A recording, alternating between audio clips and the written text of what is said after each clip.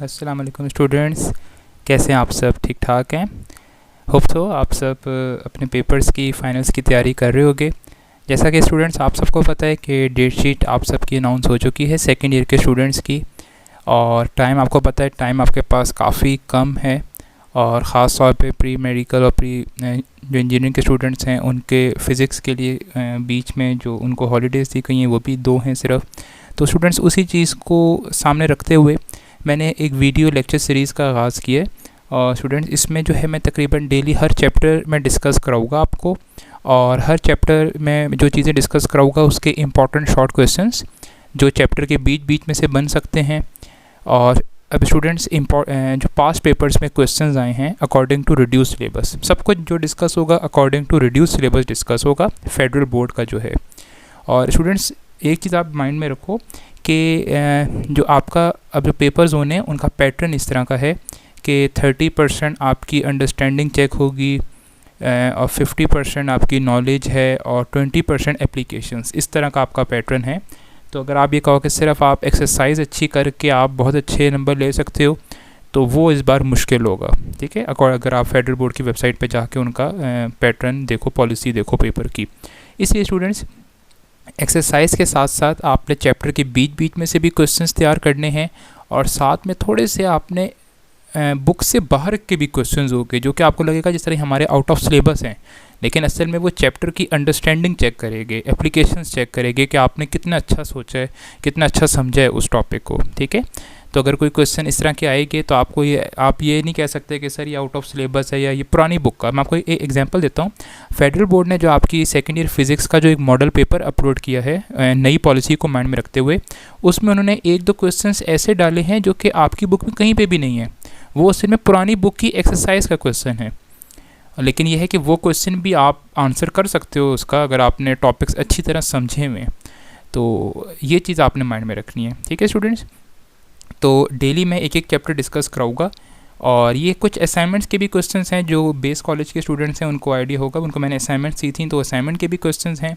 और कुछ क्वेश्चन मैंने और मैंने आपके तकरीबन 6 ईयर्स के पेपर्स जो हैं वो मैंने गो थ्रू किए हैं, ठीक है, 2012 से लेकर 2019 तक, क्योंकि 2020 में तो पेपर्स हुए नहीं। उसमें जो क्वेश्चन आपके जिस चैप्टर से रिलेटेड आए हैं वो सारे स्टूडेंट्स जो मैंने क्वेश्चंस एक पेज पे अपने पास समराइज़ कर लिए, वो मैं आपको दिखा देता हूँ। ये अगर आपको चाहिए भी हों तो आप मुझे मैसेज कर लीजिएगा, मैं आपको ये सारा सेंड भी कर दूंगा ये फ़ाइल। इसमें अगर आप देखो मैंने हर चैप्टर का, जैसे चैप्टर नंबर 11 का जो क्वेश्चन बन सकते हैं बीच बीच में से वो मैंने लिखे हैं, और कौन सा क्वेश्चन जिस ईयर में आया है वो भी मैंने साइट पे मेंशन किया है। जिस तरह अगर आप देखो कुछ क्वेश्चन 2014 में आए हैं, कुछ जो मॉडल पेपर में आया है, मॉडल पेपर मतलब जो फेडरल बोर्ड ने आपको एक पेपर बना के दी है, वो भी मैंने साथ में लिखा है 2016 में, 18 में, 2012, 15। तो ये तकरीबन 29 क्वेश्चंस हैं। चैप्टर 12 का इस तरह मैंने बनाया है, 13, 14, इस तरह हर चैप्टर। अगर आप स्टूडेंट्स, मैं आपको एक भी चीज़ बताता हूँ, अगर आप एक्सरसाइज के क्वेश्चंस कर लो, कंसेप्शनल क्वेश्चंस, और ये जो क्वेश्चन मैंने आपको प्रोवाइड किए अगर आप ये कर लो तो मेरा ख्याल है आप 90-95% आपको सेक्शन बी और सी के हर क्वेश्चन आता होगा, ठीक है। और मैं स्टूडेंट मैं आपको MCQs भी डिस्कस कराऊंगा पिछले साल के 2012 से 2019 तक, लेकिन वो लास्ट की वीडियो होगी, ठीक है। लास्ट को जो वीडियो सीरीज़ का पार्ट होगा, लॉन्ग भी आपको करवाऊंगा ताकि आपको लॉन्ग का आइडिया हो कौन से लॉन्ग आए हैं, इस बार कौन से आने के चांसेस हैं। वीडियो की ड्यूरेशन डेफिनेटली थोड़ी सी लेंथी होगी। आप बेशक चाहो तो यूट्यूब के ऑप्शंस में जाके प्लेबैक स्पीड आप बेशक इसकी 1.5 रख लो, ठीक है। तो आप बेशक स्पीड तेज़ करके देख लो। मेन मकसद ये है कि जो अच्छे स्टूडेंट्स हैं उनकी तैयारी और अच्छी से, इसमें से अच्छे स्टूडेंट्स को बहुत सी चीज़ें पहले से आती होंगी, आप बेशक कोई चीज़ें स्किप कर दो। और जो स्टूडेंट्स ऐसे हैं जिनकी अभी तैयारी इतनी अच्छी नहीं है, वो अगर हर चैप्टर पे ये एक वीडियो देख लें तो उनके मैं कोशिश करूँगा काफ़ी हद तक कंसेप्ट जो हैं वो अच्छे हो जाएँ, और वो अच्छे नंबरों से, मेरी तो दुआ यही है कि सारे स्टूडेंट्स अच्छे नंबरों से जो हैं पास आउट हों। तो अपने स्टूडेंट्स बेस्ट ऑफ लक आप सबके लिए, और लेकिन बस टाइम को बहुत अच्छे तरीके से मैनेज करें और फुल फोकस अपनी पढ़ाई पे दें स्टूडेंट्स, ठीक है। तो स्टूडेंट्स आज का लेक्चर स्टार्ट करते हैं। मैं बारी बारी आपको हर क्वेश्चन डिस्कस कराऊंगा, जो मैंने क्वेश्चंस बनाए हुए हैं वही मैं क्वेश्चंस आपको डिस्कस कराऊंगा। सबसे पहला क्वेश्चन अगर आप देखो स्टूडेंट तो वो है define electric flux and describe its expression, ठीक है। इसकी आप इक्वेशन लिखो और उसकी क्वेश्चन को डिस्क्राइब भी करो और इलेक्ट्रिक फ्लक्स बताओ। तो स्टूडेंट्स इलेक्ट्रिक फ्लक्स आपको पता है, इलेक्ट्रिक फ्लक्स क्या होता है, अगर आपके पास कोई सरफेस है और उस सरफेस का अब एरिया है, उस सरफेस में से जितनी फील्ड लाइंस जो है वो पास होंगी, जिस तरह अगर मैं एक सरफेस बनाता हूँ, तो स्टूडेंट ये मैंने एक सरफेस बनाई, ठीक है।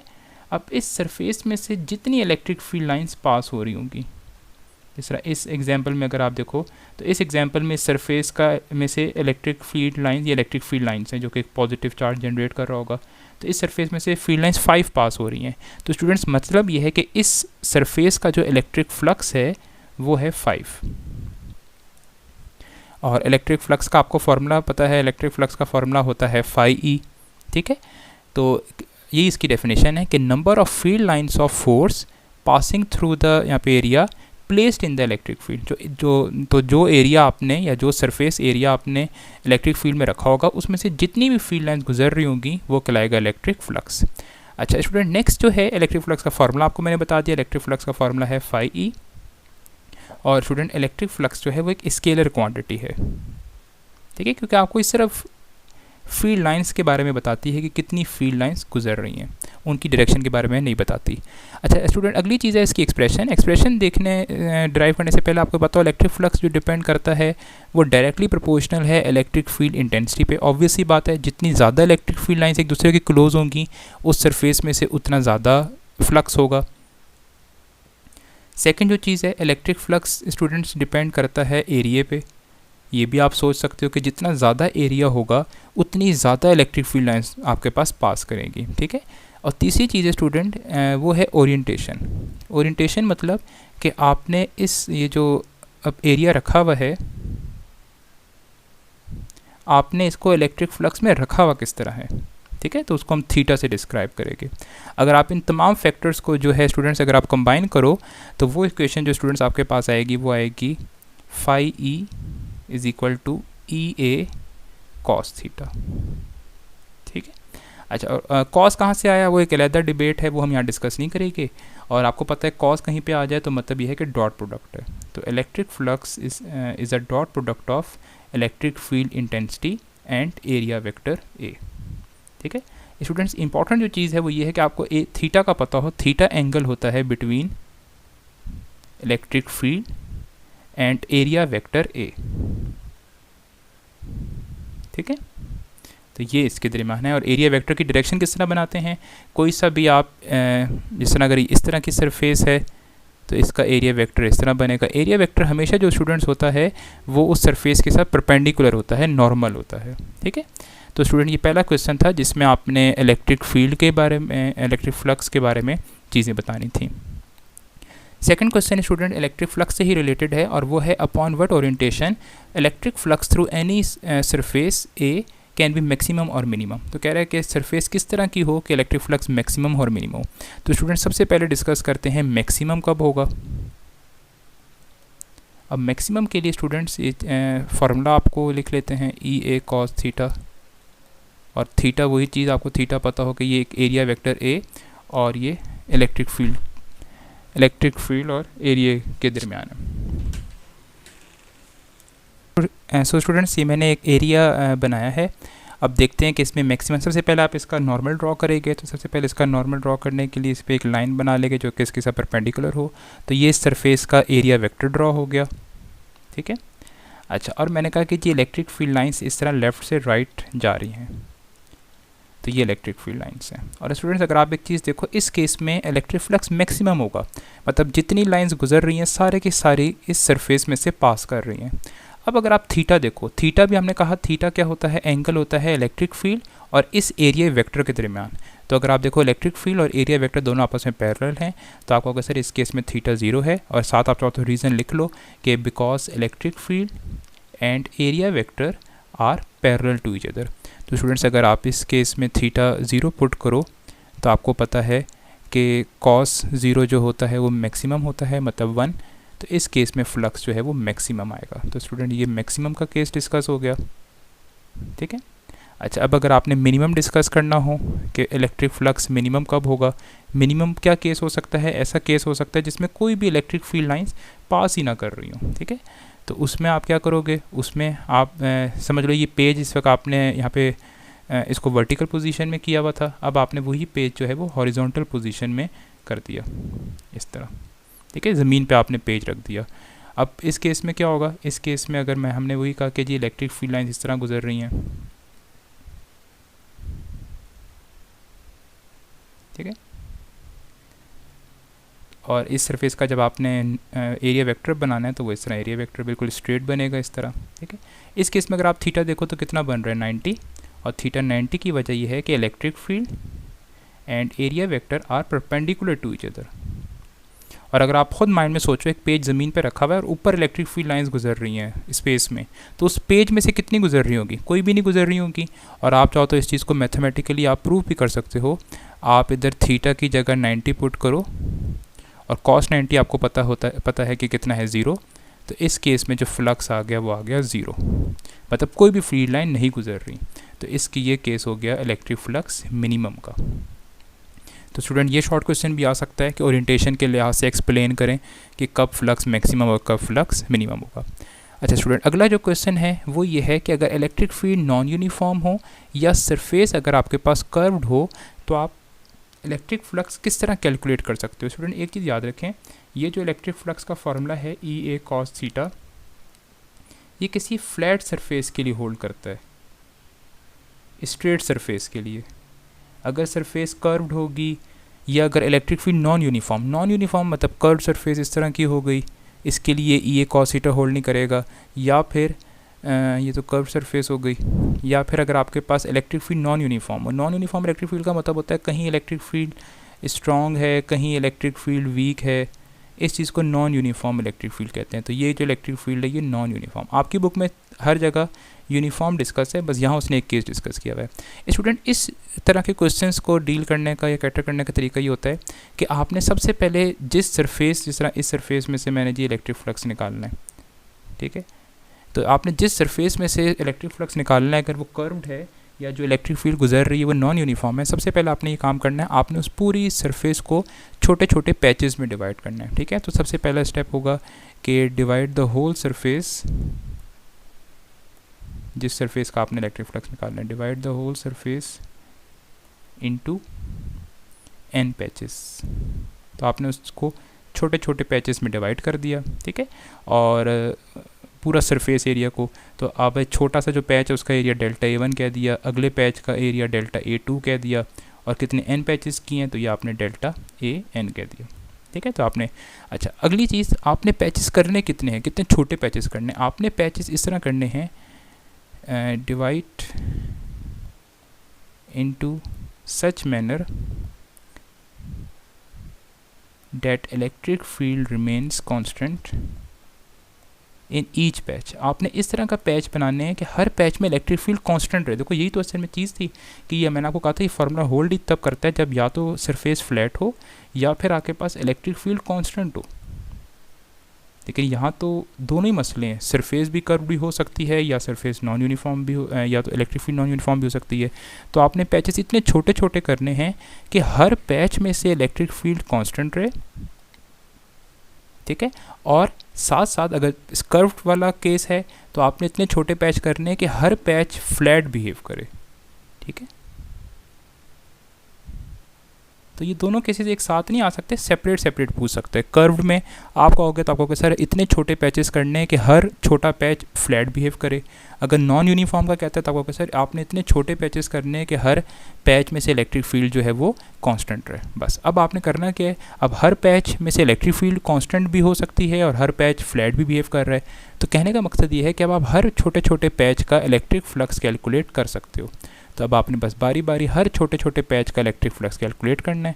तो ये φ1 जो है ये पहले वाले छोटे पैच का इलेक्ट्रिक फ्लक्स है और अप टू φn जो nth पैच का। बस अब आप हर पैच फ्लैट भी है और इलेक्ट्रिक फील्ड कांस्टेंट भी है, तो अब आप हर पैच पे इलेक्ट्रिक फ्लक्स का फार्मूला लगा सकते हो, तो जो कि E dot delta A1 differential area बोलते हैं, जो छोटा सा एरिया होता है, इसलिए डेल्टा भी लगा रहे हैं। तो E डॉट φ2 का E2 डॉट डेल्टा A2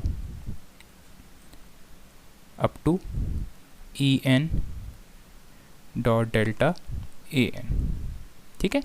आप इस तरह में लिख सकते हो, या आपने समेशन की फॉर्म में भी पड़ा हुआ है। अगर आपने काफ़ी सारी चीज़ों को ऐड करना हो तो E1, तो आप I की वैल्यू 1 से स्टार्ट होगी और I की वैल्यू n तक जाएगी, और EN डॉट डेल्टा AN। तो ये तरीका होता है स्टूडेंट, अगर आपने किसी भी कर्व सरफेस या अगर आपने नॉन यूनिफॉर्म इलेक्ट्रिक फील्ड को अगर आपने कैटर करना हो। ठीक है, तो ये क्वेश्चन नंबर 3 था।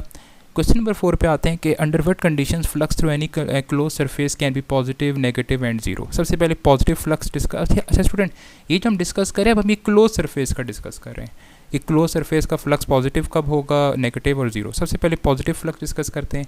फ्लक्स पॉजिटिव जब होगा उसकी कंडीशन ये है कि number of field lines leaving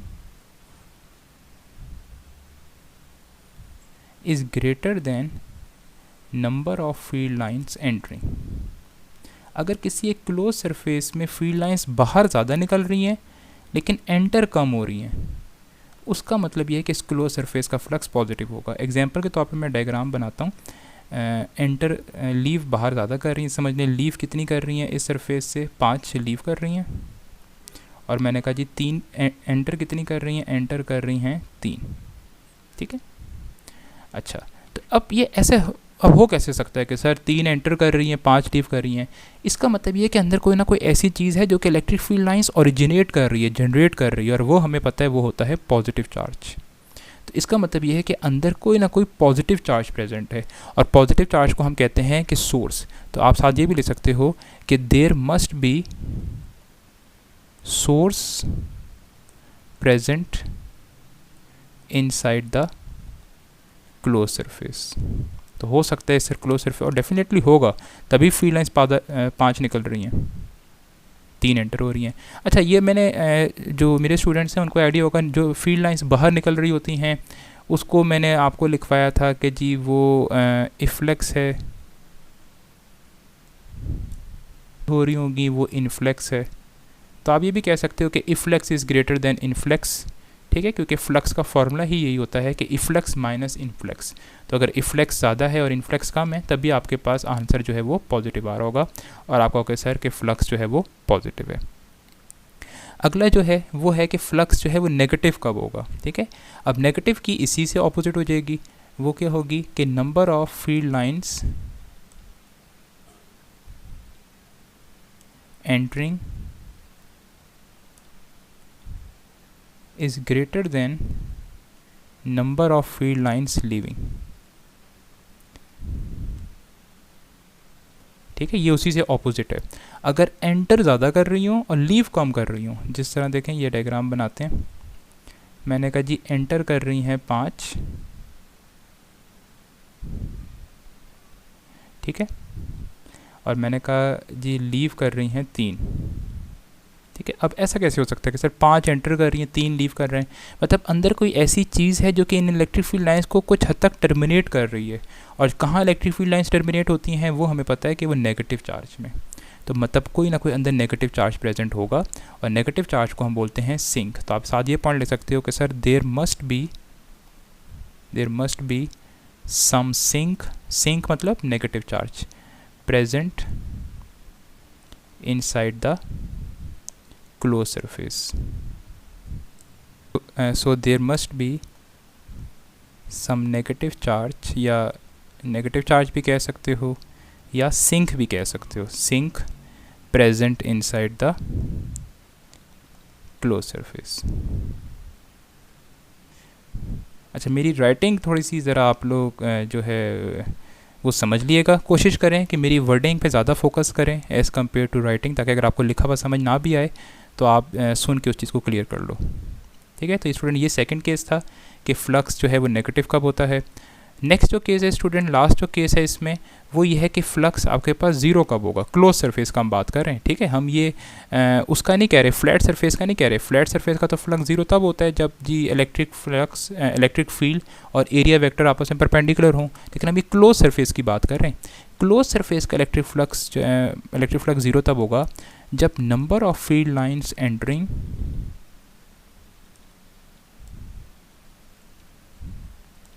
is equal to number of field lines leaving. क्या मतलब, जितनी फील्ड लाइंस एंटर हो रही हों उतनी ही फील्ड लाइंस लीव भी कर रही हों। एग्जाम्पल के तौर पे मैंने कहा कि जी ये 3 फील्ड लाइंस एंटर कर रही हैं और ये 3 फील्ड लाइंस ही लीव कर रही हैं, ठीक है। अब इसमें एक सिनेरियो तो क्या हो सकता है, एक सिनेरियो तो ये हो सकता है कि अंदर कुछ भी ना प्रेजेंट हो, अंदर ना तो सोर्स हो और ना ही अंदर सिंक हो, ये भी हो सकता है।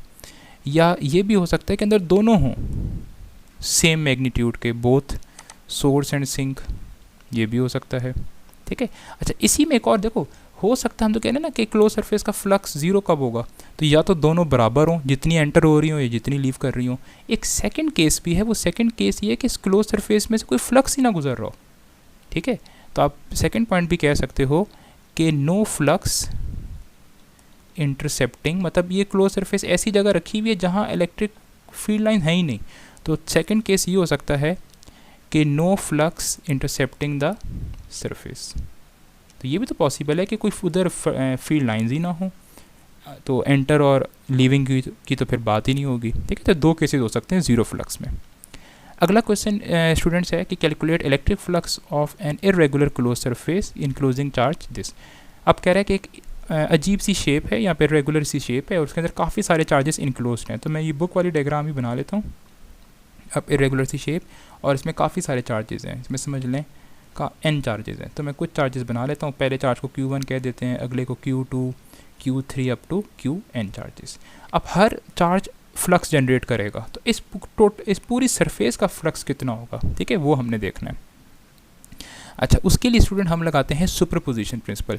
सुपरपोजिशन ये प्रिंसिपल ही कहता है कि अगर आपने टोटल फ्लक्स निकालना हो तो सबसे पहले आप फ्लक्स निकालो ड्यू टू चार्ज 1, उसको फाई 1 कह रहे हैं, flux due to charge 2 plus flux due to charge 3 up to flux due to charge n, ठीक है।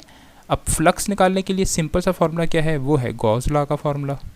और गॉस लॉ कहता है, ये आपको पता है कि फ्लक्स 1 निकालना है तो मतलब फ्लक्स ड्यू टू चार्ज 1, तो charge 1 divided by epsilon not, ये आपने गॉस लॉ में पढ़ा है।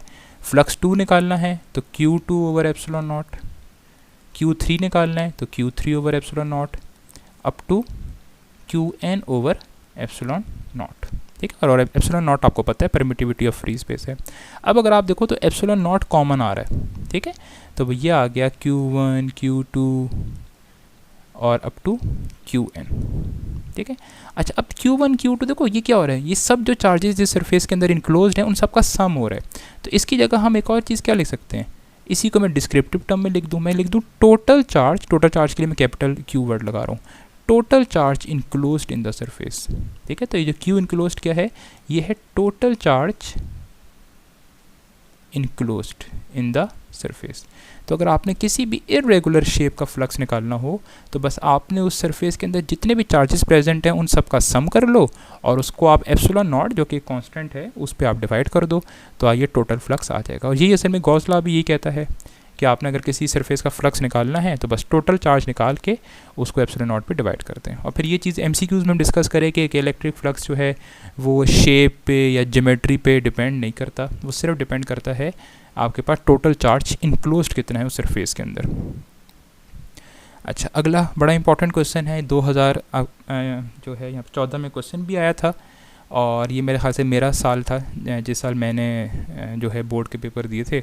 और इसी तरह से क्वेश्चन मिलता जुलता मॉडल पेपर में भी आया है। अगर ये देखें, ये 3 क्वेश्चन मैंने लिखे हैं, इन तीनों का मतलब ये है कि इन तीनों का आंसर एक ही है क्वेश्चन, ठीक है। तो क्वेश्चन थोड़े से चेंज होकर आ सकते हैं लेकिन आंसर वही है। पहला क्वेश्चन ये है कि प्रूव करें कि चार्ज मेटेलिक कंडक्टर के अंदर इलेक्ट्रिक फील्ड जीरो होती है।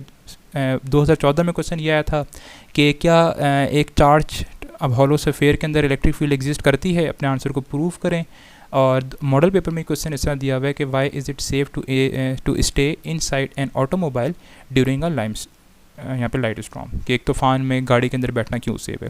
तो सबके आंसर एक ही जैसे हैं कि क्योंकि इलेक्ट्रिक फील्ड अंदर जीरो है, ठीक है। तो आपने इस चीज़ को जस्टिफाई करना है कि अगर गाड़ी के अंदर इलेक्ट्रिक फील्ड जीरो है तो मतलब ये है कि गाड़ी के अंदर बैठना सेफ होगा डेफिनेटली। अब ये प्रूव किस तरह करोगे, अब यही है जिस तरह आप गाड़ी की शेप भी बना लो। मैं अब हॉलो चार्ज स्फीयर बना रहा हूँ, मतलब गोल सा, ये मैंने हॉलो चार्ज स्फीयर मैंने बना लिया। अच्छा, अब आपको एक चीज़ पता है कि अगर आप किसी सरफेस को चार्ज प्रोवाइड करो, बेशक वो हॉलो हो या अंदर से फिल्ड हो, चार्ज हमेशा इलेक्ट्रोस्टैटिक इक्विलिब्रियम के अकॉर्डिंग अपने आप को हमेशा एक दूसरे से दूर करने के लिए सरफेस के ऊपर आ जाता है। तो सारे का सारा चार्ज जो है वो इसकी सरफेस पे इस तरह आ जाएगा, ठीक है। अब आपने प्रूव ये करना है कि क्या अंदर इलेक्ट्रिक फील्ड ज़ीरो है या नहीं है, इसको प्रूव करना है। ये मैं स्टूडेंट बहुत शॉर्ट और तेज़ी से और समराइज़ करके चीज़ें बता रहा हूँ। तो आपने यहाँ लगाना है गॉस लॉ। अब आपने जिधर आपने इलेक्ट्रिक फील्ड निकालनी है ना, वो आप एक पॉइंट ले लो। समझ लो मैंने ये पॉइंट ले लिया, पॉइंट पी, मुझे इस पॉइंट पे इलेक्ट्रिक फील्ड निकालनी है। अंदर कोई भी आप पॉइंट ले लो, सेंटर में ले लो, कहीं भी ले लो। अच्छा, क्योंकि जो पॉइंट पी के लिए आंसर होगा वही हर जगह के लिए भी वही आंसर होल्ड करेगा। अब आता है पहला स्टेप, आपने एक गॉसियन सरफेस बनानी है, जो कि इमेजिनरी सरफेस होती है। गॉसियन सरफेस आपने ड्रॉ करनी है, ठीक है। तो मैंने गॉसियन सरफेस ले ली डॉटेड की फॉर्म में, और वो गॉसियन सरफेस उस पॉइंट में से लाजमी गुजरनी चाहिए जिस पॉइंट पे आपने इलेक्ट्रिक फील्ड निकालनी है। तो ये मैंने गॉसियन सरफेस बना ली, ठीक है। अब आपने इस गॉसियन सरफेस पे गॉस लॉ लगाना है, ठीक है। अब गॉस लॉ क्या कहता है? गॉस लॉ कहता है total flux is equal to charged enclosed divided by epsilon not, ठीक है। अब ये चार्ज इनक्लोज्ड कौन सा है? ये है कि इस गॉसियन सरफेस के अंदर कितना चार्ज है। अब स्टूडेंट्स अगर आप इस चीज़ को ज़रा गौर से देखें तो आपने ये देखना है कि इस गॉसियन सरफेस के अंदर कितना चार्ज है। तो स्टूडेंट्स ऑब्वियस ही बात है, सारा का सारा चार्ज सरफेस पे है। गॉसियन सरफेस के अंदर तो आपको देखो यहाँ पे कोई चार्ज नज़र नहीं आ रहा। तो ये जो चार्ज इनक्लोज्ड आ गया गॉसियन सरफेस के अंदर, वो है ज़ीरो, ठीक है। तो अगर गॉसियन सरफेस के अंदर चार्ज इनक्लोज ज़ीरो है तो टोटल फ्लक्स की इक्वेशन क्या बनी? टोटल फ्लक्स की इक्वेशन बनी 0 ओवर एप्सिलॉन नॉट। और आपको पता है कि 0 ओवर समथिंग क्या होता है? 0 ओवर समथिंग 0 ही होता है, ठीक है। मैंने मार्कर थोड़ा सा थिक किया ताकि आपको प्रोमिनेंट हो दिखने में। अब ये तो इलेक्ट्रिक फ्लक्स आ गया कि अंदर से ही प्रूव हो गया कि जी अंदर इलेक्ट्रिक फ्लक्स नहीं है, लेकिन हमने प्रूव करना है इलेक्ट्रिक फील्ड। अब हमने एक फार्मूला यूज़ किया इलेक्ट्रिक फ्लक्स का, जो कि हमने पढ़ा था। इलेक्ट्रिक फ्लक्स का फार्मूला था ई डॉट ए, ठीक है। अब इसको आप इक्वेशन 1 नाम दे दो, इसको इक्वेशन 2 नाम दे दो। अब दोनों को कंपेयर कर लो, ठीक है। अब देखो कंपेयरिंग का क्या मतलब है? इक्वेशन 1 कह रही है कि फ्लक्स 0 है, इक्वेशन 2 कह रही है कि इलेक्ट्रिक फ्लक्स बराबर है ई डॉट ए। मतलब इक्वेशन 2 से भी आंसर क्या आएगा? 0 ही आएगा। मतलब ई डॉट ए को जब आप मल्टीप्लाई करोगे तो आंसर क्या आना चाहिए? आंसर 0 आना चाहिए, ठीक है। अब ए जो है वो तो है सरफेस एरिया, जो गॉसियन सरफेस का अगर आप कह रहे हो, तो वो तो एरिया तो कभी भी 0 नहीं हो सकता ना। तो मतलब दो क्वांटिटीज़ मल्टीप्लाई हो रही है, आंसर 0 आ रहा है। तो या तो ए 0 होगा या ई 0 होगा। इसका मतलब अगर हम कह रहे हैं कि ए 0 नहीं हो सकता, तो इससे ये बात प्रूव हुई कि इलेक्ट्रिक फील्ड अंदर 0 होगी, ठीक है। तो बहुत इंपॉर्टेंट चीज़ है, आपने प्रूव कर लिया कि इलेक्ट्रिक फील्ड जो है वो अंदर 0 है। तो यही आंसर पहले क्वेश्चन का भी होगा कि प्रूव करें इलेक्ट्रिक फील्ड 0 है। अब जो सेकंड पार्ट था यहाँ पे हॉलो चार्ज है, फिर उसका भी होगा। और गाड़ी वाले केस में भी होगा। आप होगा सर बैठना सेफ़ है इसलिए क्योंकि अंदर इलेक्ट्रिक फील्ड 0 है, और गॉस लॉ उसको इस तरह एक्सप्लेन करता है। क्वेश्चन नंबर 7 इसी के थोड़ा सा ऑपोजिट है। वही कह रहा है कि यहाँ पे calculate the location of excess charge given to a metallic conductor, जो कि आपकी बुक में गॉस लॉ की फर्स्ट एप्लीकेशन की हेडिंग भी यही है कि लोकेशन ऑफ एक्सेस चार्ज।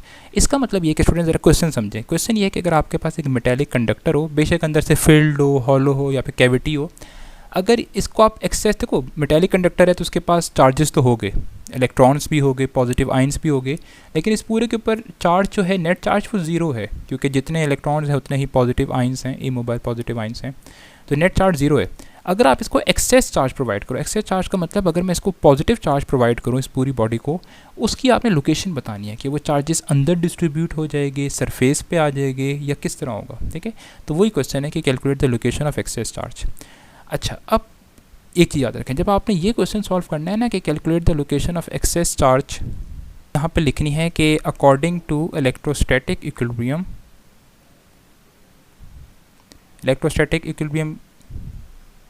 ये वाली चीज़ फिर आपने यहाँ नहीं लिखनी, ये मैंने पिछले क्वेश्चन की लिख दी गलती से। तो स्टूडेंट आपने यहाँ पे एक चीज़, अगर आपने जब ये क्वेश्चन सॉल्व करना है तो आपने ये लिखना है कि वी नो डैट, हमें ये चीज़ जो हमने पीछे डिराइव की थी ना, वो हम यहाँ पे वी नो डैट लिखेंगे कि we know that electric field is equal to 0 inside the metallic conductor. हमें ये पता है कि मेटेलिक कंडक्टर के अंदर इलेक्ट्रिक फील्ड कितनी होती है? 0। इस चीज़ को मानते हुए अब हमने लोकेशन निकालनी है, ठीक है। अब देखिए स्टूडेंट, अगर इलेक्ट्रिक फील्ड इंटेंसिटी 0 है तो फ्लक्स कितना होगा? फ्लक्स का आपको फार्मूला पता है, फ्लक्स का फार्मूला है ई डॉट ए। अब अगर ई ही 0 है तो फिर आंसर कितना आ जाएगा? आंसर आपके पास आ जाएगा ज़ीरो ही आ जाएगा, मतलब फ्लक्स कितना आ गया, ज़ीरो आ गया। ठीक है, अच्छा अब फ्लक्स ज़ीरो आ गया, इलेक्ट्रिक फ्लक्स। अब आप लगाओगे यहाँ पे गॉस लॉ। अब गॉस लॉ क्या कहता है, गॉस लॉ ये कहता है, अच्छा और यही वही चीज़ है कि हमने जो गॉसियन सरफेस यहाँ पे मानी हुई है, वो गॉसियन सरफेस हमने वही पॉइंट लिया हुआ है और उसी पॉइंट में से हमने गॉसियन सरफेस जो है वो ड्रॉ की हुई है, वही पीछे क्वेश्चन वाला है। ठीक है, तो गॉसियन सरफेस को मैं GS लिख रहा हूँ। अच्छा अब गॉस लॉ ये कहता है कि total electric flux is equal to charged enclosed divided by epsilon not. ठीक है, अब देखो इक्वेशन 1 से तो हमारे पास रिजल्ट क्या आया कि फ्लक्स ज़ीरो है, और एक तो ये जो फ्लक्स पहली इक्वेशन से रिजल्ट आया ये सेकंड इक्वेशन में पुट कर देंगे, तो यहाँ पे टोटल फ्लक्स की जगह हमने ज़ीरो पुट कर दिया, तो zero is equal to Q over epsilon not over charge enclosed over epsilon not. अब ये है कि इस पूरी राइट हैंड साइड का आंसर ज़ीरो आ रहा है। अब एप्सिलॉन नॉट तो ज़ीरो हो नहीं सकता, ये तो एक कांस्टेंट है, तो डेफिनेटली इससे ये चीज़ प्रूव हुई कि चार्ज इनक्लोज्ड जो है वो ज़ीरो है। तो क्या रिज़ल्ट प्रूव हुआ, इससे रिज़ल्ट ये प्रूव हुआ कि अंदर चार्ज प्रेजेंट ही नहीं है। तो कहाँ फिर चार्ज कहाँ गया, जब अंदर चार्ज प्रेजेंट नहीं है, हमने तो इसको एक्सेस चार्ज प्रोवाइड किया, तो वो जो हमने इसको एक्सेस चार्ज प्रोवाइड किया वो सारे का सारा अपने आप को स्टेबल करने के लिए रिपेल करने ड्यू टू रिपल्शन, वो सारे का सारा इसकी सरफेस के ऊपर आ जाता है। तो ये आपने फिर इसके एंड में लिखना है कि चार्ज इन साइड जो प्रेजेंट है वो ज़ीरो है, मतलब इनक्लोज का मतलब ये ना कि अंदर चार्ज ज़ीरो है, तो वो फिर सारे का सारा चार्ज जो है अपने आप को जो है वो बैलेंस कहाँ कर लेगा, एट द सरफेस। तो अगर आप किसी भी मेटेलिक सरफेस को चार्ज प्रोवाइड करो तो सारे का सारा चार्ज उसकी सरफेस के ऊपर इनक्लोज हो जाता है। अगला क्वेश्चन है स्टूडेंट, वो है कि calculate electric field with in the cavity of a conducting sphere. ये थोड़ा सा ट्रिकी है, जो स्टूडेंट्स को समझ नहीं आता। ये मैं सबसे पहले एक कैविटी बनाता हूँ। ठीक है, ये इस तरह समझ लें, सर रिंग नहीं होती, ये रिंग की तरह है, डिस्क टाइप है। ठीक है, अच्छा अब ये जो अंदर वाली जगह है ना, इसको कैविटी कहते हैं। ठीक है, अच्छा अब आपने क्या किया, आपने इस कैविटी के सेंटर में जाके एक पॉजिटिव चार्ज रख दिया। ये अब देखें कैविटी न्यूट्रल है, न्यूट्रल मतलब इसके पास पॉजिटिव भी हैं नेगेटिव भी हैं, तो होगा क्या, बीच में पॉजिटिव रखने की वजह से इसकी अंदर वाली साइड के ऊपर नेगेटिव चार्जेस आ जाएंगे। ठीक है, और इसकी बाहर वाली सरफेस के ऊपर पॉजिटिव चार्जेस आ जाएंगे। ऐसे ही है ना, ऑब्वियस सी बात है।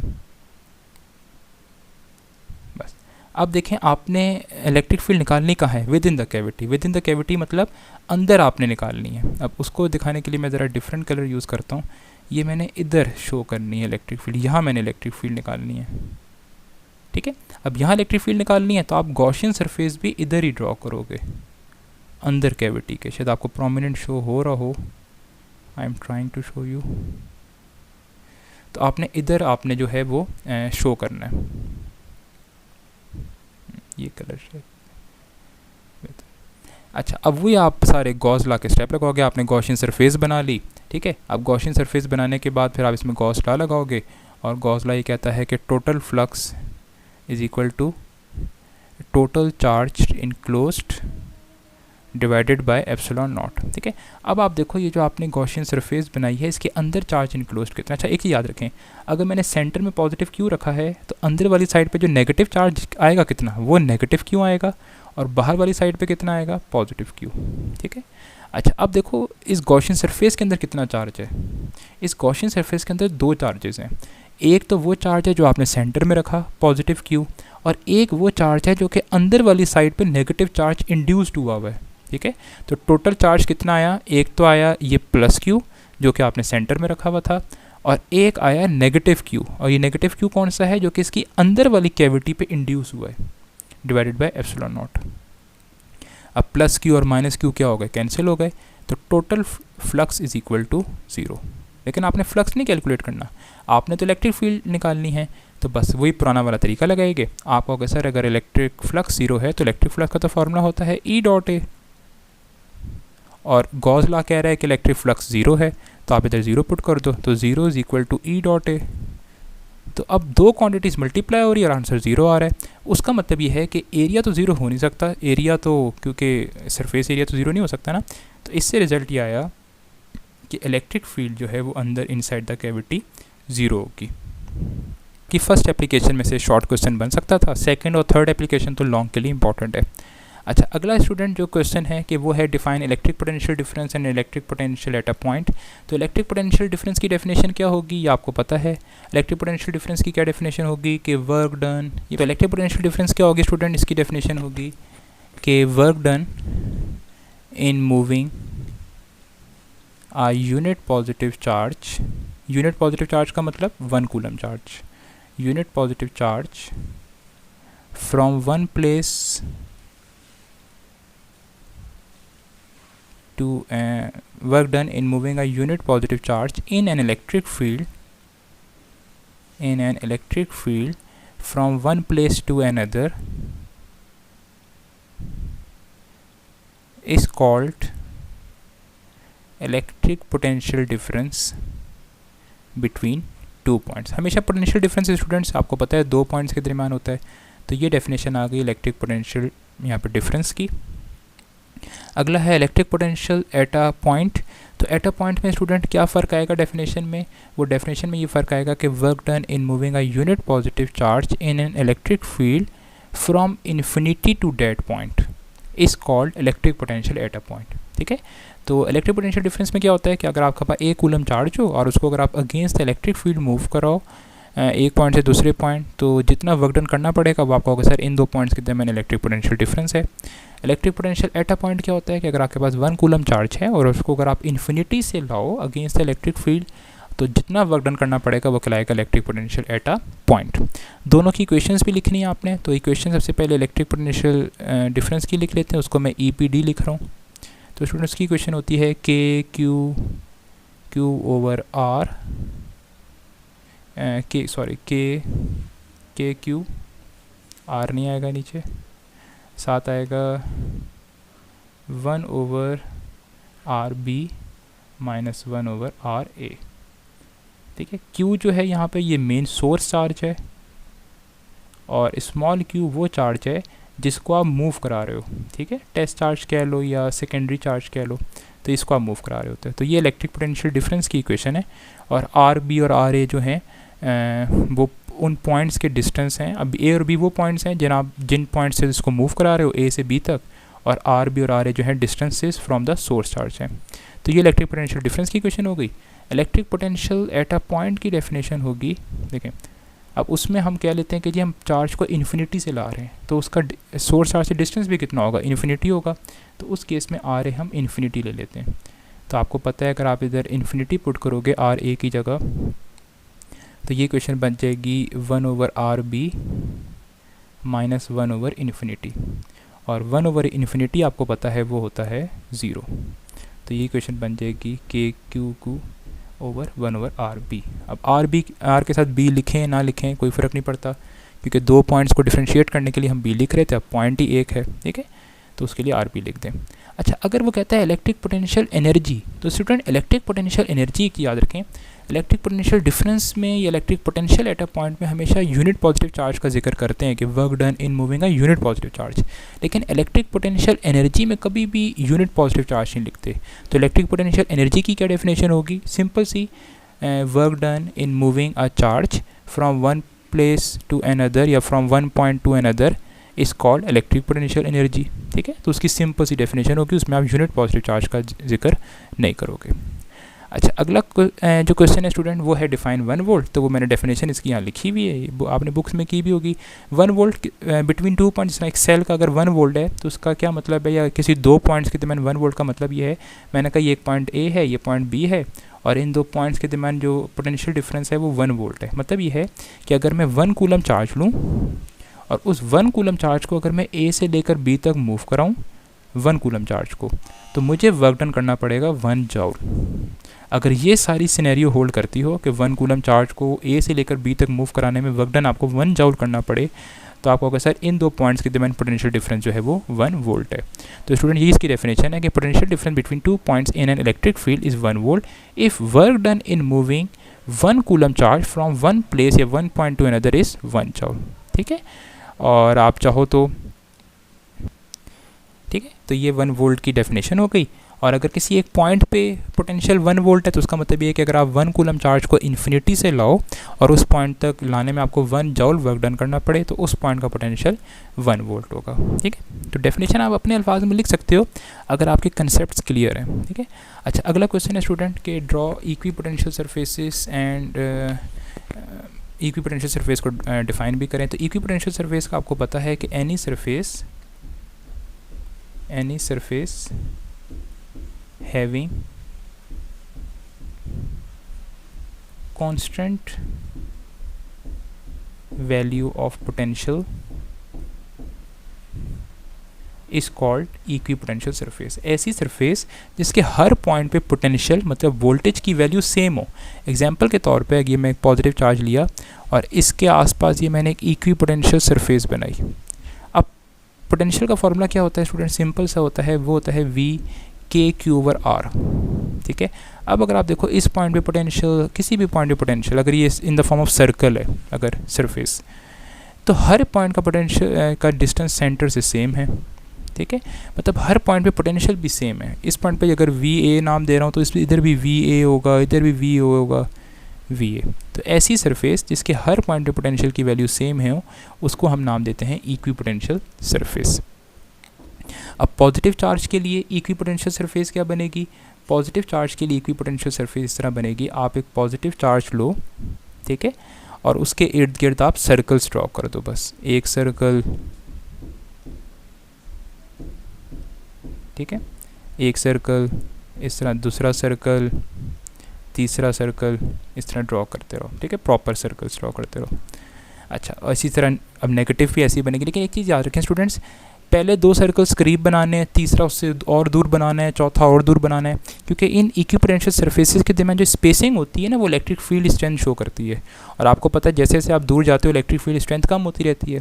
तो नेगेटिव का केस में भी ऐसा बनेगा, पहला वाला करीब, दूसरा थोड़ा सा और दूर, तीसरा और दूर। ठीक है, तो ये जो बनी हुई है ये इक्विपोटेंशियल सरफेसेस फॉर डाइपोल है। ठीक है, तो आपने डाइपोल आपको पता है एक पॉजिटिव चार्ज है, एक नेगेटिव चार्ज है, और इस तरह आप उनके इर्द गिर्द ये जो डॉटेड में जो है ये आप इक्विपोटेंशियल सरफेसेस इस तरह की हैं, फील्ड लाइंस हैं। ठीक है, तो आपने इक्विपोटेंशियल सरफेसेस वगैरह इसमें जो है वो ड्रॉ करनी होगी। नेक्स्ट क्वेश्चन जो स्टूडेंट है वो है defined potential gradient and derive it's relation. ये क्वेश्चन भी आ सकता है, या एक दफ़ा फेडरल बोर्ड में क्वेश्चन इस तरह आया है कि prove that the electric field intensity is equal to the negative of potential gradient. ठीक है, अब पोटेंशियल ग्रेडियंट क्या होता है स्टूडेंट, ये चीज़ याद रखें, वो होता है, इसकी आप डेफिनेशन इस तरह कहोगे कि change in potential with respect to displacement. Displacement के लिहाज से अगर किसी चीज़ के पोटेंशियल में चेंज आ रही हो उसको हम नाम देते हैं पोटेंशियल ग्रेडियंट। ठीक है, और इसको लिखते इस तरह है कि delta V over delta R। ठीक है, इस तरह भी लिख सकते हैं। ये अगर कैपेसिटर के फॉर्म में कह रहा हो तो उसको फिर डेल्टा V ओवर D लिख देते हैं, और D जो होता है वो कैपेसिटर की डिस्टेंस बिटवीन द प्लेट्स होती है। और इसकी डेरिवेशन आपने की भी है, वो बुक में भी है और मैंने भी आपको कराई थी, तो वो डेरिवेशन बेशक आप वहीं से देख लीजिएगा, प्रॉब्लम हो तो पूछ लीजिएगा। अगला है इलेक्ट्रॉन वोल्ट की डेफिनेशन। तो इलेक्ट्रॉन वोल्ट की डेफिनेशन आपको पता है, electron volt is the amount of energy required और lost by an electron when it is moved between 2 points whose potential difference is 1 volt. कहने का मतलब ये है कि अगर आपके पास दो पॉइंट्स के दरमियान अगर एक इलेक्ट्रॉन, जैसे मैंने 2 प्लेट्स बनाई, ठीक है, मैं कह रहा हूँ इन 2 प्लेट्स के दरमियान जो पोटेंशियल डिफरेंस है वो 1 वोल्ट है। ठीक है, और मैंने कहा कि जी इलेक्ट्रॉन है मेरे पास, ये समझ लो इलेक्ट्रॉन, एक इलेक्ट्रॉन है। अब अगर ये इलेक्ट्रॉन इस पॉजिटिव, आपको पता है पॉजिटिव प्लेट से जो है अट्रैक्ट होगा, अगर मैं नीचे इस इलेक्ट्रॉन को बना लूँ इस तरह, अब आपको पता है ये इलेक्ट्रॉन इस नेगेटिव प्लेट से रिपेल होगा और पॉजिटिव प्लेट की तरफ अट्रैक्ट होगा, और अभी पता है जब ये इस तरफ जा रहा होगा तो ये काइनेटिक एनर्जी गेन करेगा। अब कितनी एनर्जी गेन करेगा, तो वो होती है 1 इलेक्ट्रॉन वोल्ट। तो अगर एक इलेक्ट्रॉन हो और अगर वो किसी ऐसी 2 प्लेट्स या 2 पॉइंट्स के दरमियान मूव करे जिनके दरमियान पोटेंशियल डिफरेंस 1 वोल्ट है, तो वो जितनी अमाउंट ऑफ एनर्जी गेन या जितनी अमाउंट ऑफ एनर्जी लॉस्ट करेगा उस एनर्जी को कहते हैं इलेक्ट्रॉन वोल्ट। ठीक है, और उसकी काइनेटिक एनर्जी में कितना चेंज आता है उसका एक आसान सा फॉर्मूला है जो कि न्यूमेरिकल के लिए बहुत इंपॉर्टेंट है, वो है Q डेल्टा V। Q होता है कि चार्ज, टोटल चार्ज कितना है, ठीक है। Q को आप कोशिश करें E की फॉर्म में लिख दें, अगर एक इलेक्ट्रॉन है तो 1E लिख दें, 2 इलेक्ट्रॉन है तो 2E लिख दें, और डेल्टा V जो है वो पोटेंशियल डिफरेंस होगा 1 वोल्ट 2 वोल्ट। और आंसर आपके पास, ये चीज़ याद रखें, आंसर आएगा आपके पास in terms of electron volt, क्योंकि आपको पता है एनर्जी की यूनिट इलेक्ट्रॉन वोल्ट भी होती है। तो अब अगर 1 इलेक्ट्रॉन वोल्ट आपने प्रूव करना हो तो आप 1 इलेक्ट्रॉन वोल्ट की डेफिनेशन में क्या आता है, एक इलेक्ट्रॉन, तो Q की जगह 1E लिख दें, ठीक है। डेल्टा V हमने कहा था 1 इलेक्ट्रॉन वोल्ट की डेफिनेशन में कितना होता है, 1 वोल्ट, तो ये आ गया, तो ये बन जाएगा 1 इलेक्ट्रॉन वोल्ट। और अगर आपने इसको जॉल की फॉर्म में लिखना है तो इसको आप जो है 1.6 10⁻⁻19 से मल्टीप्लाई कर दें, तो ये आंसर आ जाएगा 1.6 10⁻⁻19 जॉल। तो 1 इलेक्ट्रॉन वोल्ट इतने जॉल के बराबर होता है, ये चीज़ आपने वैसे भी याद रखनी है। अच्छा, यूज टू स्टोर चार्जेस, या capacitor is a device which is use to store electrical potential energy in the form of charges. Capacitance क्या होगा, कैपेसिटेंस आप कह सकते हो कि यहाँ पे ability of a capacitor to store charges is called capacitance. तो कैपेसिटेंस क्या होती है कि कैपेसिटर कितने चार्जेस स्टोर कर सकता है, उसको कहते हैं हम कैपेसिटेंस। 1 फेरेड की इंपॉर्टेंट है। 1 फेरेड क्या होगा, देखो 1 फेरेड आप कहोगे कि 1 फेरेड जो है वो कैपेसिटेंस की यूनिट है असल में। तो एक कैपेसिटर की कैपेसिटेंस 1 फेरेड कब होगी, जी याद रखें, 1 फेरेड तब होगी अगर हम किसी एक कैपेसिटर को 1 वोल्ट प्रोवाइड करें और उस 1 वोल्ट की वजह से वो कितना चार्ज स्टोर कर ले, 1 कूलम चार्ज स्टोर कर ले, तो हम कहेंगे उस कैपेसिटर की कैपेसिटेंस 1 फेरेड है, ठीक है। लेकिन एक चीज़ याद रखें स्टूडेंट, 1 फेरेड एक बहुत बड़ी यूनिट है। अगर हम पूरी अर्थ को भी कैपेसिटर बनाए ना तो वो भी 700 कुछ माइक्रोफेरेड स्टोर कर पाएगी। क्यों इतनी बड़ी यूनिट है, क्योंकि कैपेसिटर 1 वोल्ट के अंडर कभी 1 कूलम चार्ज स्टोर ही नहीं करता, वो माइक्रो कूलम में चार्ज स्टोर करता है, ठीक है। तो 1 फेरेड की डेफिनेशन ये होगी कि अगर आप एक कैपेसिटर को 1 वोल्ट प्रोवाइड करो इन द फॉर्म ऑफ बैटरी और उसकी वजह से वो 1 कूलम चार्ज अगर अपनी प्लेट्स के ऊपर स्टोर कर ले तो capacitance is said to be 1 farad, ठीक है। अच्छा, ये फिर क्वेश्चन बोर्ड में आया था, इसी बिल्कुल यही आंसर है कि what is capacitance of a capacitor, define its unit. Unit इसकी क्या है, फेरेड। छोटी यूनिट्स एग्जिस्ट करती हैं, माइक्रो फेरेड हो गई या फिर नैनो फेरेड हो गई, मिली फेरेड भी ऐसा मैंने कभी अपनी लाइफ में नहीं सुनी। और ये क्वेश्चन 2018 में आया था आपके पास बोर्ड में। अब जो क्वेश्चन आएगी ज़्यादातर वो मेरे ख्याल से बोर्ड वाले ही क्वेश्चन हो गए। अच्छा, ये क्वेश्चन है, इसमें सर्किट्स बने हुए हैं और सी इक्विवेलेंट निकालनी है। अब सी इक्विवेलेंट आप ये बस फार्मूला याद रख लें कि सीरीज़ के लिए सी इक्विवेलेंट का फार्मूला होता है 1/C equivalent is equal to 1/C1 plus 1/C2 up to so on, जितने भी कैपेसिटर्स हैं। और पैरेलल के लिए फार्मूला है कि C equivalent is equal to C1 plus C2 up to so on, ठीक है। अब अगर आप इस सर्किट में देखो तो इस सर्किट में सबसे पहले कैपेसिटर्स अगर आप देखो तो सीरीज़ में लगे हुए हैं, ऊपर 2 फेरेड 2 फेरेड के 2 सीरीज़ में हैं और नीचे 3 3 और 6 के हैं, तो इस सीरीज़ में सबसे पहले आप इनको सॉल्व करोगे, इन दोनों को सॉल्व करोगे और इन तीनों को सॉल्व करोगे। सबसे पहले आप ऊपर 2 को सॉल्व करो तो क्या फार्मूला लगाओगे, 1/C equivalent is equal to 1/C1। C1 कितना है, पहला कैपेसिटर 2 फेरेड, अगला भी कितना है 2, तो 1/2 कितना होता है 2/2, तो 2/2 कैंसिल हो गया, कितना आ गया 1। लेकिन ये आंसर आया है स्टूडेंट, जो मिस्टेक करते हैं, ये आंसर आया है 1/C इक्विवेलेंट। आपने दोनों साइड रेसिप्रोकल लेना है तो आंसर 1 फेरेड ही आएगा, ठीक है। तो ऊपर दोनों को सॉल्व करके आंसर आ गया 1 फेरेड। अब नीचे को तीनों को सॉल्व करें तो वो ये तीनों भी सीरीज़ में है तो वही फार्मूला लगेगा, 1/C equivalent is equal to 1/3 plus 1/3 plus 1/6, ठीक है। तो ये आ जाएगा जी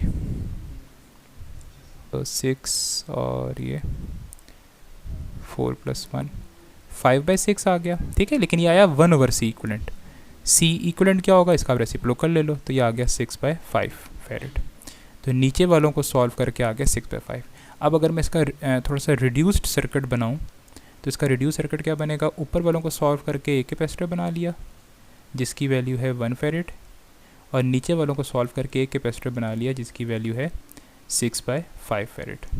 अब अगर आप देखो ये दोनों कैपेसिटर किस में, ये दोनों पैरेलल में, और पैरेलल में सी इक्विवेलेंट निकालने का सिर्फ फार्मूला डायरेक्ट इन सबको ऐड कर लें। तो आप डायरेक्ट बस इनको सी इक्विवेलेंट अब आपने निकालनी है। तो 1 + 6/5। इसको आप खुद सॉल्व कर लीजिएगा तो सी इक्विवेलेंट का आंसर आपके पास आ जाएगा। ठीक है, ये पहला सर्किट था। सेकंड सर्किट आप देखो तो वो भी ऐसा ही है, आप खुद सॉल्व करो। सबसे पहले आपने इन दोनों को सॉल्व करना है, ये दोनों पैरेलल में हैं। ठीक है, और पैरेलल में सिंपल ऐड हो जाएंगे, तो ये 1 + 2 माइक्रो में है दोनों, तो आ जाएगा 3 माइक्रोफैरेड। तो इन दोनों की जगह आपने मिल के एक कैपेसिटर बना लिया 3 माइक्रोफैरेड का, और ये आखिरी वाले कैपेसिटर का भी हमने नहीं छेड़ा, तो ये ऐसे का ऐसे ही बन गया। ठीक है, अब ये दोनों तो 1/3 + 1/4 इसको आप सॉल्व कर लो। ठीक है, और एंड में रेसिप्रोकल आपने लाजमी लेना है। ठीक है, अच्छा अगला है कि how dielectric in between the plates of a capacitor increases it's capacitance, justify your answer with the help of equation. या फिर बोर्ड में क्वेश्चन इस तरह का आया है कि what is the role of a material medium if it is place between the plates of a capacitor. ठीक है, तो हम ये मान लेते हैं कि हम इन कैपेसिटर की प्लेट के बीच में एक ऐसा मीडियम रख रहे हैं उसकी हम रिलेटिव परमिटिविटी मान लेते हैं एप्सिलॉन आर। तो whose epsilon R is the relative permittivity. ठीक है, अच्छा अब स्टूडेंट देखें होता क्या है, कैपेसिटर की प्लेट्स के बीच में, ये मैंने कहा कैपेसिटर की प्लेट के ऊपर पॉजिटिव चार्ज है, ये नेगेटिव चार्ज है। जब मैं इनकी प्लेट्स के बीच में एक मीडियम रखूँगा तो होता क्या है, जो इसकी प्लेट्स क्योंकि मीडियम ये पोलराइज हो जाता है, मीडियम की एक साइड पे नेगेटिव आ जाते हैं, एक साइड पे पॉजिटिव आ जाते हैं। तो होता क्या, कैपेसिटर की प्लेट्स के ऊपर जितना पॉजिटिव या नेगेटिव चार्ज होता है ना, उसमें से कुछ चार्ज जो है वो डिफ्यूज़ हो जाता है, अब एक्टिव नहीं रहता। तो ये जो प्लेट्स के ऊपर चार्ज होता है, इसको हम समझने के लिए हम एक टर्म यूज़ करते हैं, इसको कहते हैं चार्ज डेंसिटी, सिग्मा। तो हम कहेंगे कि जब आपने कैपेसिटर की प्लेट्स के बीच में मीडियम रखा तो उससे होगा क्या, प्लेट्स के ऊपर एक्टिव चार्जेस कम हो जाएंगे। एक्टिव चार्जेस कम होने का मतलब ये है कि चार्ज डेंसिटी कम हो जाएगी। तो सबसे पहला पॉइंट आ गया कि जब आपने कैपेसिटर की प्लेट्स के बीच में मीडियम रखा तो उनकी चार्ज जो डेंसिटी है वो डिक्रीज़ कर गई। ठीक है, अच्छा अगला पॉइंट ये है कि आपने गॉस लॉ की एप्लीकेशंस पढ़ी थी कि electric field between the plates of the capacitor is equal to charge density over epsilon not. ठीक है, अब अगर चार्ज डेंसिटी कम हो रही है तो इलेक्ट्रिक फील्ड भी क्या हो जाएगी, इलेक्ट्रिक फील्ड भी कम हो जाएगी, ऑब्वियस सी बात है। ठीक है, तो कैपेसिटर की प्लेट्स के बीच में इलेक्ट्रिक फील्ड भी कम हो गई। अगली चीज़ आपने electric field as potential gradient में पढ़ा, आपने पढ़ा E is equal to V/D। D जो है वो डिस्टेंस बिटवीन द प्लेट्स। अगर E कम हो रहा है तो D तो कांस्टेंट है, तो डेफिनेटली वोल्टेज भी कम हो रहा है, मतलब पोटेंशियल डिफरेंस कैपेसिटर की प्लेट्स के अक्रॉस कम हो रहा है। अच्छा, फिर आपने एक फॉर्मूला पढ़ा है C is equal to Q/V। Capacitor में आपने पढ़ा अगर Q तो कांस्टेंट है क्योंकि हमने बैटरी तो इंक्रीज या डिक्रीज नहीं की, लेकिन वोल्टेज कम हो रहा है कैपेसिटर की प्लेट्स के बीच, तो उसका मतलब ये है कि कैपेसिटेंस इंक्रीज़ कर जाएगी। और कैपेसिटेंस कितने टाइम्स इंक्रीज़ करेगी, capacitance increases epsilon R times. अगर मैंने कहा एक मीडियम है जिसकी एप्सिलॉन आर 50 है, तो मतलब ये कि उस मीडियम के रखने से उसकी कैपेसिटेंस 50 टाइम्स इंक्रीज़ कर जाएगी।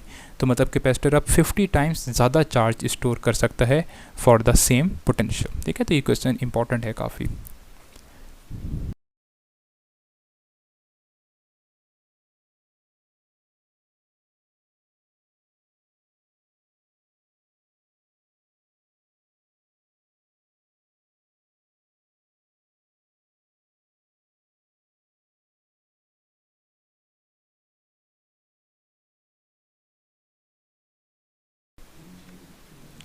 अच्छा, नेक्स्ट क्वेश्चन स्टूडेंट हमारे पास है वो है डायपोल। तो डायपोल आपको पता है डायपोल क्या होता है, अगर एक पॉजिटिव चार्ज है एक नेगेटिव चार्ज है, दो डिफरेंट चार्जेस हों लेकिन सेम मैग्नीट्यूड के, और उनके दरमियान कुछ ना कुछ सेपरेशन हुई हुई हो, तो इस चीज़ को कहते हैं डायपोल। तो डायपोल की डेफिनेशन होती है कि when two and equal charges when two equal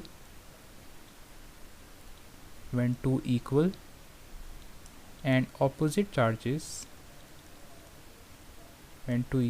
opposite charges are separated by some distance,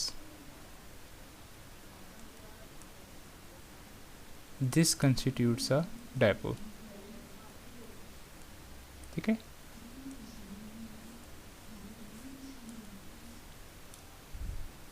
तो अगर दो चार्जेस हों कि तो में कुछ ना कुछ सेपरेशन हुई हो और दोनों इक्वल एंड पॉजिटिव चार्जेस हो, मतलब दोनों का मैग्नीट्यूड सेम हो लेकिन दोनों का जो साइन है वो डिफरेंट हो, तो उसको हम डायपोल कहते हैं। ठीक है।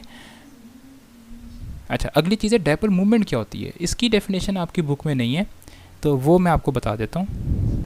अच्छा, इसकी स्टूडेंट डायपोल मूवमेंट क्या होता है। Dipole movement it is a measure of separation of charges in a system या डायपोल कह लें, is called dipole movement. Dipole movement होता क्या है। डायपोल मूवमेंट आपको एक क्वांटिटी है, वो ये बताती है कि किसी एक डायपोल में या किसी सिस्टम में चार्जेस कितने अच्छे तरीके से सेपरेट हुए। ठीक है। तो it is a measure of separation of charges in a system या इन अ डायपोल। इसका जो स्टूडेंट सिंबल होता है वो होता है P डायपोल मूवमेंट का, और इसका फार्मूला यही है Q इंटू डी। ठीक है। अगर आप फार्मूले में देखो भी तो डायपोल मूवमेंट डिपेंड ही किस पे कर रहा है, वो डिपेंड करता है D पे, और D जो है वो है डिस्टेंस बिटवीन द चार्जेस या सेपरेशन ऑफ द चार्जेस। तो D जितना ज़्यादा होगा डायपोल मूवमेंट भी उतना ज़्यादा होगा। और डायपोल मूवमेंट असल में पोलर क्वांटिटीज़ के लिए एग्जिस्ट करता है। पोलर क्वांटिटीज़ जिनका पॉजिटिव और नेगेटिव सेपरेट हुआ वो नॉन पोलर के लिए एग्जिस्ट नहीं करता। और डायपोल मूवमेंट की आप लिखना चाहो तो इसकी यूनिट होती है कूलम मीटर भी है, क्योंकि चार्ज की यूनिट कूलम, और डी जो है डिस्टेंस है मीटर, और एक और यूनिट भी होती है इसकी जो आपने केमिस्ट्री में पढ़ी होगी, वो होगी डी बाई। ठीक है। तो डी बाई बी और कूलम मीटर दोनों इसकी यूनिट्स हैं। अगला जो स्टूडेंट क्वेश्चन है कि right equations for charging and discharging also draw wave form. ये इस तरह शॉर्ट में भी है, तो इक्वेशंस आपको अच्छी तरह आती हों, चार्ज की इक्वेशन आती हो। फॉर सबसे पहले हम डिस्चार्जिंग के लिए लिख रहे हैं, तो Q is equal to Q naught 1 minus exponential minus T over R C. तो सबसे पहले हम चार्जिंग की लिख रहे हैं, तो ये आ गई इन terms of charge. In terms of voltage लिखनी हो तो दोनों साइड आप कैपेसिटर से डिवाइड कर दें, तो Q ओवर C यहाँ भी V बन जाएगा, यहाँ Q नॉट ओवर C आ जाएगा तो वो V नॉट बन जाएगा। अब बाकी इक्वेशन पे तो कोई फ़र्क नहीं पड़ेगा। अब चीज़ें आपको समझ आनी चाहिए। Q नॉट क्या है, वो मैक्सिमम चार्ज जो कैपेसिटर स्टोर कर सकता है। E जो है एक्सपोनेंशियल है, कांस्टेंट है 2.178। T टाइम कि आप कैपेसिटर को कितना टाइम दे रहे हो चार्ज होने के लिए। R रेजिस्टेंस है, क्योंकि कैपेसिटर हमेशा रेजिस्टेंस की प्रेजेंस में चार्ज होता है। और C जो है वो उस कैपेसिटर की कैपेसिटेंस है। Q क्या है, Q है इंस्टेंटेनियस चार्ज, कि इस वक्त कैपेसिटर के ऊपर कितना चार्ज है। ठीक है। और Q नॉट है कि कैपेसिटर मैक्सिमम कितना स्टोर कर सकता है। Same for voltage equation, V not maximum voltage which a capacitor can store, V is the instantaneous voltage which is at some time t and same are these parameters। और wave form बनाना है। अब wave form अगर आप देखो तो वो अब charging का क्या बनेगा, चार्जिंग का बुक में आपकी गिवन है। एक्स एक्सिस पे आप टाइम लेंगे, वाई एक्सिस पे बेशक आप चार्ज लें या बेशक वोल्टेज लें, दोनों का ग्राफ सेम बनेगा, और वो इस तरह एक्सपोनेंशियल ग्रो इस तरह करके ग्राफ बनेगा। तो जैसे जैसे टाइम गुजर रहा है इनके ऊपर जो है वो चार्ज और वोल्टेज जो है वो इंक्रीज़ हो रहा है। और एक टाइम पे मतलब अगर आप टाइम इनको RC के बराबर प्रोवाइड करो तो इनके ऊपर जो चार्ज और वोल्टेज होता है वो होता है 63.2% ऑफ मैक्सिमम। ठीक है। और वोल्टेज का भी आप चाहो तो ऐसा बना सकते हो, और उधर आप 63.2% ऑफ वी नॉट आप लिख सकते हो। अगला है डिस्चार्जिंग। अब डिस्चार्जिंग की क्वेश्चन आपको आती हो वो है V is equal to V naught exponential minus T over R C, ये वोल्टेज की। चार्ज की क्वेश्चन होगी Q is equal to Q naught exponential minus T over R C. तो वही सेम पैरामीटर्स हैं। ठीक है। और टाइम के साथ साथ वोल्टेज और चार्ज कैपेसिटर के ऊपर से दोनों कम होता है, तो इसकी जो इक्वेशन बनेगी वो डेफिनेटली नीचे की तरफ ग्राफ जाएगा, क्योंकि टाइम के साथ साथ ये चीज़ कम हो रही है, तो ये इस तरह ग्राफ नीचे जाएगा। तो जैसे जैसे टाइम गुजर रहा है इनके ऊपर जो वोल्टेज और चार्ज की वैल्यूज़ जो है वो कम हो रही हैं। अगला क्वेश्चन है स्टूडेंट कि show that during charging of a capacitor at time this. अगर आप कैपेसिटर को टाइम कांस्टेंट के बराबर प्रोवाइड करो, और टाइम कांस्टेंट का मतलब होता है RC, तो कैपेसिटर के ऊपर चार्ज जो है वो 63.2% आ जाएगा। अब इसको आपने प्रूव करना है। तो स्टूडेंट सबसे पहले आपने चार्ज की इक्वेशन लिखनी है, Q is equal to Q naught 1 minus exponential minus T over RC। और आप इधर लिखोगे कि हम कैपेसिटर को कितना टाइम दे रहे हैं, जितना टाइम कांस्टेंट है, तो T is equal to RC। तो ये क्वेश्चन बस ये जो आपने T is equal to RC है, ये आपने ऊपर वाली इक्वेशन में पुट कर देना है। तो Q is equal to Q naught 1 minus RC over, और नीचे RC तो पहले से था तो ये RC कैंसिल हो गए, तो Q नॉट 1 माइनस एक्सपोनेंशियल की पावर -1। ठीक है, अब आप इसको सॉल्व करना चाहो तो पावर नेगेटिव है, इसको प्लस करने के लिए आप एक्सपोनेंशियल को नीचे ले जाओ डिनोमिनेटर में, और एक्सपोनेंशियल की जो वैल्यू होती है वो होती है 2.178। इसको आप खुद सॉल्व करो आप, तो ये आंसर आएगा 0.632 Q नॉट।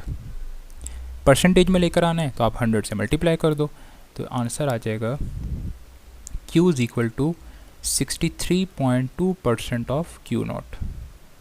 इसका मतलब क्या है? इसका मतलब ये कि अगर आप कैपेसिटर को टाइम कांस्टेंट के बराबर टाइम अलाउ करो चार्ज होने के लिए, तो आफ्टर डेट टाइम कैपेसिटर के ऊपर चार्ज जितना मैक्सिमम आ सकता है ना, उसका 63.2% आ जाएगा।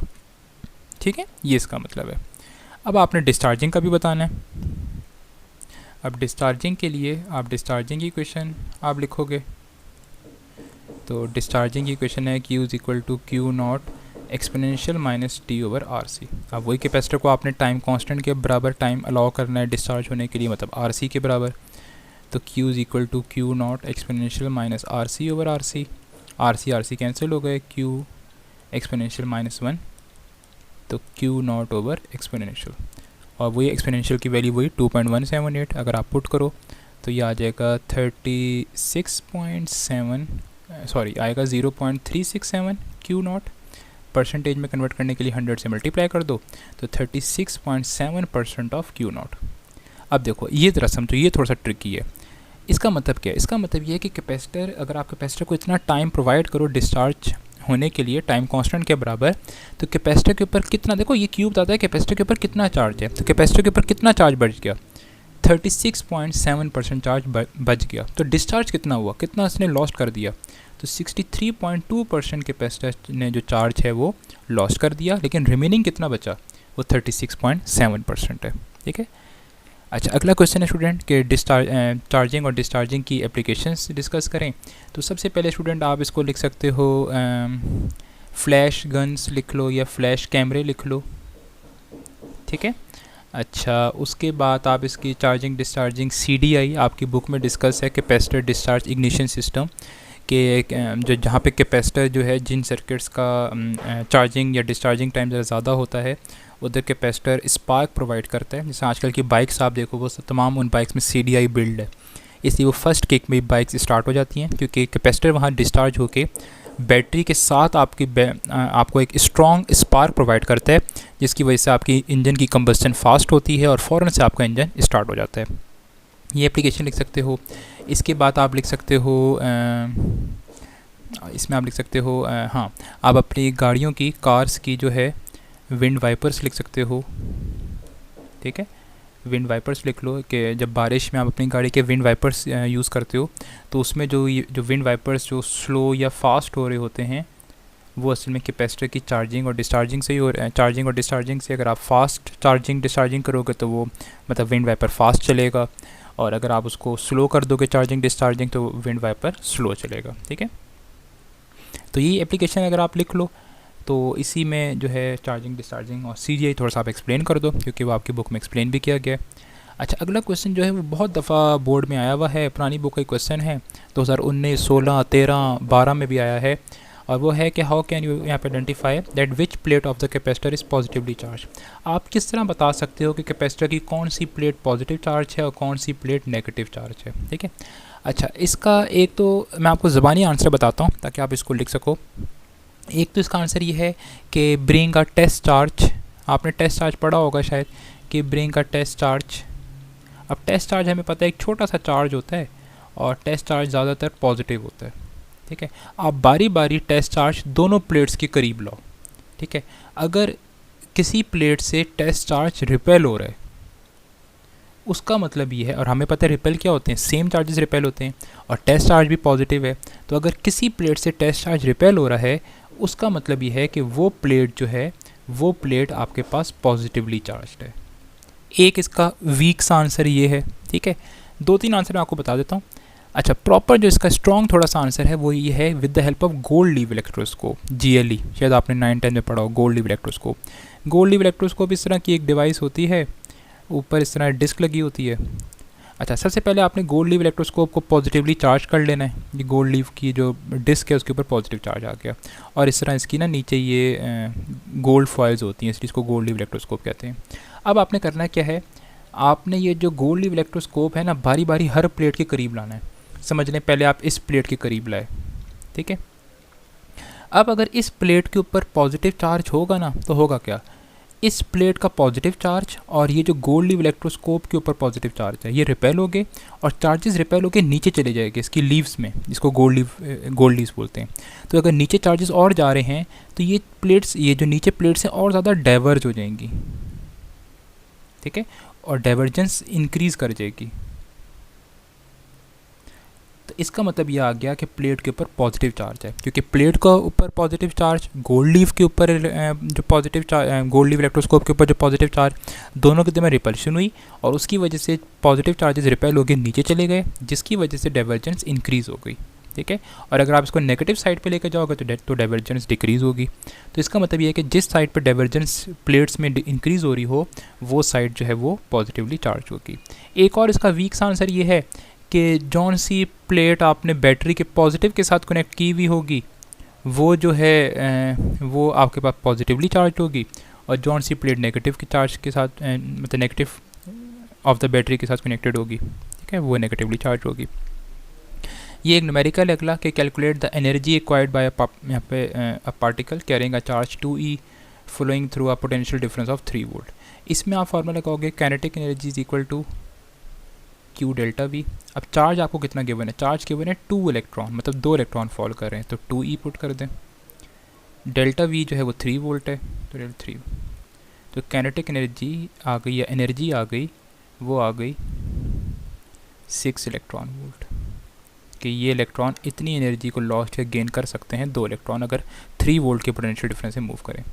जॉल में कन्वर्ट करना हो तो आप इसको 1.6 10⁻⁻19 से मल्टीप्लाई कर दो, तो यही काइनेटिक एनर्जी आपके पास जॉल में भी आ जाएगी। वो डिपेंड करता है आपसे क्वेश्चन में किस तरह का पूछा गया है MCQs में। अगला क्वेश्चन भी काफ़ी दफ़ा आया है, 2018 के सप्लीमेंट्री में भी आया, 2012 में भी आया है कि मतलब briefly explain if the electron tend to go into the region of high और लो पोटेंशियल, कि इलेक्ट्रॉन हाई पोटेंशियल में जाना चाहते हैं लो पोटेंशियल। तो सबसे पहले आपको पता हो हाई पोटेंशियल का मतलब होता है पॉजिटिव, और लो पोटेंशियल को हम कहते हैं नेगेटिव, ठीक है। पहला पॉइंट मैं आपको आंसर लिखने के तरीका बता रहा हूँ। अगला पॉइंट आप लिखोगे कि इलेक्ट्रॉन्स के ऊपर चार्ज क्या होता है। अगला पॉइंट आप ये लिखोगे कि सर इलेक्ट्रॉन्स क्या होते हैं, इलेक्ट्रॉन्स होते हैं नेगेटिवली चार्ज्ड, ठीक है। तो आप कहोगे सर इलेक्ट्रॉन्स जो हैं वो हाई मतलब लो पोटेंशियल से जो है लो पोटेंशियल से रिपेल हो गए, क्योंकि लो पोटेंशियल भी नेगेटिव है, और वो हाई पोटेंशियल की तरफ अट्रैक्ट हो गए, ठीक है। इसका क्या मतलब है, हाई पोटेंशियल की तरफ अगर वो अट्रैक्ट हो रहे हैं और लो पोटेंशियल से रिपेल हो रहे हैं, इसका मतलब ये है कि इलेक्ट्रॉन्स जो हैं वो लो पोटेंशियल से हाई पोटेंशियल की तरफ मूव करते हैं, क्योंकि उनके ऊपर चार्ज ही ऐसा है, ठीक है। तो ये इसका आंसर आप लिखोगे अपने अल्फाज में। अच्छा, अगला है the potential is constant throughout a given region of space is the electric field zero not. ये बहुत दफ़ा आया है और इस बार भी आने के चांसेस हैं कि एक जगह है, स्पेस है, जहाँ इलेक्ट्रिक फील्ड कांस्टेंट, जहाँ पोटेंशियल कांस्टेंट है, वोल्टेज कांस्टेंट है, कि इलेक्ट्रिक फील्ड जीरो होगी नॉन जीरो होगी, तो V कांस्टेंट है, ठीक है। और इलेक्ट्रिक फील्ड निकालने का फार्मूला ये होता है कि is equal to delta V over delta R, और डेल्टा V क्या है, चेंज इन पोटेंशियल। अगर पोटेंशियल कांस्टेंट है तो मतलब अगर V कांस्टेंट है तो इसका मतलब ये है कि वहाँ डेल्टा V क्या होगा, चेंज इन पोटेंशियल कितना होगा, ज़ीरो। जब एक चीज़ कांस्टेंट है तो उसमें चेंज कितना आएगा, ज़ीरो। तो E is equal to zero over delta R, तो E is equal to zero. तो ऐसी जगह जहाँ पोटेंशियल कांस्टेंट हो वहाँ इलेक्ट्रिक फील्ड ज़ीरो हो सकती है, ठीक है। ये एक्सरसाइज का क्वेश्चन है आपका। क्वेश्चन नंबर 25 है compare electric and gravitational forces, दोनों को कंपेयर करें। तो मैं थोड़े थोड़े आपको सिमिलैरिटीज़ भी बता देता हूँ और कुछ कुछ मैं आपको इनमें डिफरेंसेस भी बता देता हूँ। सिमिलैरिटीज़ क्या होंगी, सिमिलैरिटीज़ ये होंगी कि दोनों इन्वर्स स्क्वायर लॉ फॉलो करती हैं, ठीक है। दोनों के अगर आप इक्वेशंस देखो तो नीचे आर स्क्वायर आता है, तो सिमिलरिटी में आ जाएगा कि बोथ फॉलो